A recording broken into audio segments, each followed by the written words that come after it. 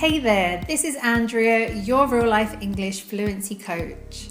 If you want to understand fast English speakers and speak faster yourself, you have to know some secrets about how we speak English. In other words, you have to know connected speech. This is how we speak. We cut or reduce some sounds, we connect words, and some sounds change depending on other sounds within a phrase. So if you want to speak fluent and natural sounding English out there in the real world, stay tuned because this lesson is packed with useful information. When you start to understand how we sound and flow while speaking English, you'll learn that it's not really that we speak fast. I mean, some people do, but I and most people don't. What is really happening is that we manipulate sounds in such a way that it might sound as if we're speaking faster, but we're really not. We're just adding the things I mentioned before: reduction, linking, and sound morphing. That's connected speech. And the problem is that at school, they've taught you the wrong way. They didn't teach you how to train your ear. And so now you expect words to sound a certain way, but because we use connected speech, we speak very differently from what you expect. Although we'll learn a bit about linking and sound morphing, the focus of today's lesson is going to be reduction, when we cut or reduce sounds within a word. And there are two important things that you need to know. Function words. When we talk about pronunciation in English, we have to know that words come under two categories. We have content words, which we stress, meaning we say them a bit louder and more clearly. Then we have function words, which we unstress, meaning we say them quicker and less clearly. These are the words that drop some sounds or syllables. Function words are the smaller words that don't have a concrete meaning. Rather, they, as the name suggests, have a function, a grammatical function within a sentence. These are articles like a and the, prepositions to, of, at, for, from, with, auxiliaries, do, does, have, has, had, is, are, etc., conjugations, and, but, or, etc. This brings us to the schwa sound. The schwa sound is very common in function words. The schwa sound is the sound in about, Brazil, focus. In these words, you can notice the strong vowel sound, but if you pay attention, the other less obvious vowel sound is the schwa. Many times, reduction means making a word weaker by saying it with a schwa. For example, the word can has a strong sound in it.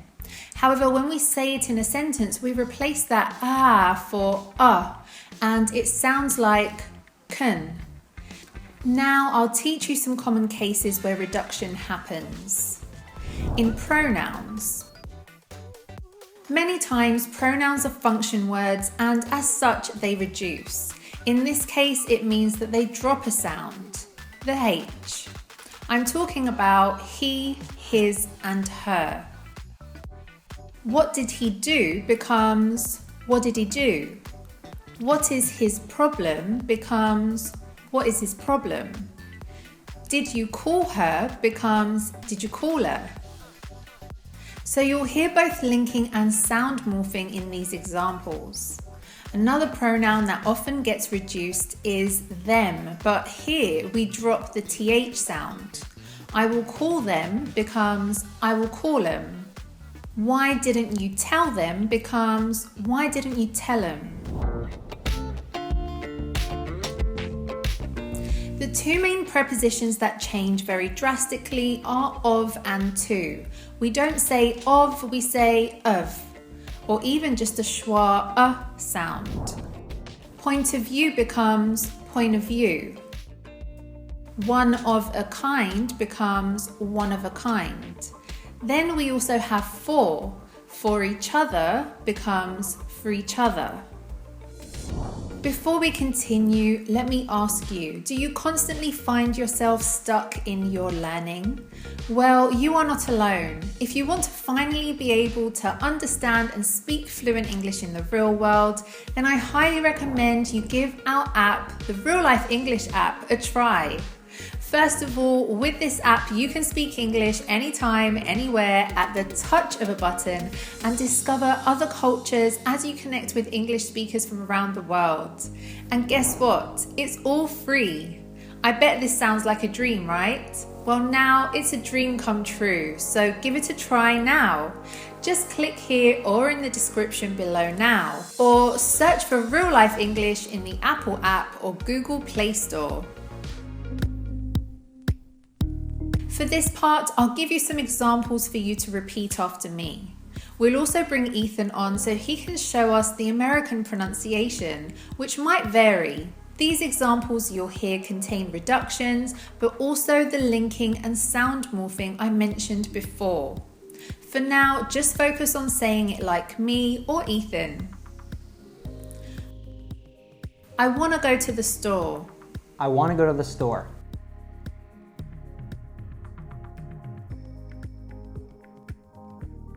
I'm gonna go back. I'm gonna go back.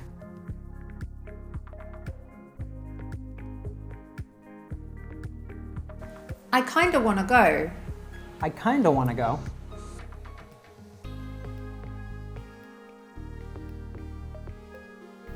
Give me some time. Give me some time.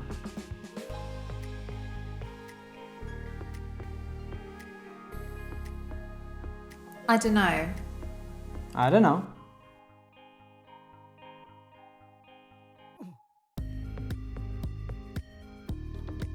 What you thinking? What you thinking?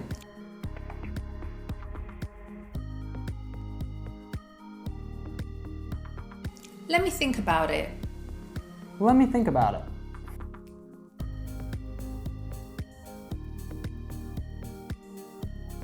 I'm trying to do it. I'm trying to do it.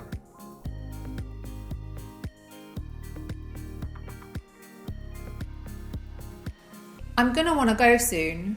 I'm gonna wanna go soon.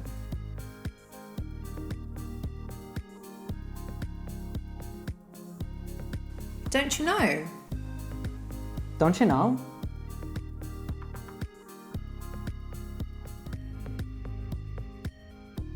I have to go. I have to go.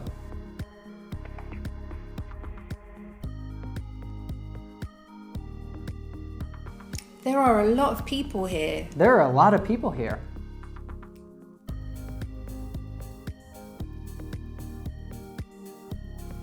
You should have done it. You should have done it.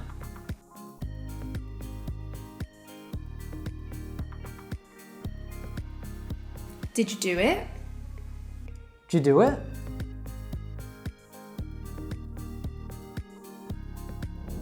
You know, the reason why we reduce sounds like this is because speaking with reductions is more effective.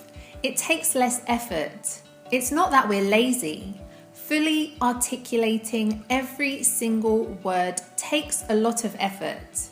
Also, in order for you to get more sensitized to the sound reduction phenomenon in English, think a little about how you do it in your own language as well. Now, another time we consider it wasted energy to articulate the sounds exactly as they read is when the last sound of a word and the first of the next one are the same. Some examples are, those are cheap prices. I need to stop at the gas station. I joined a book club. We each have a ticket. Also, these sounds don't necessarily have to be the exact same sound. For example, T and D are very similar. So in normal speech, I say next door, actually as next door. The T and the K sound also interact in the same way. Most common can be heard as most common. We've arrived at the end of this lesson. I want to congratulate you for making it until the end. Many get distracted and leave early, but you're committed to improving your pronunciation, so good for you. If you haven't subscribed to our channel, I encourage you to do it now so that you don't miss our next lesson. Let's quickly review some of the things we've learned today. When we speak in English, we do it in a way that's easy and effective.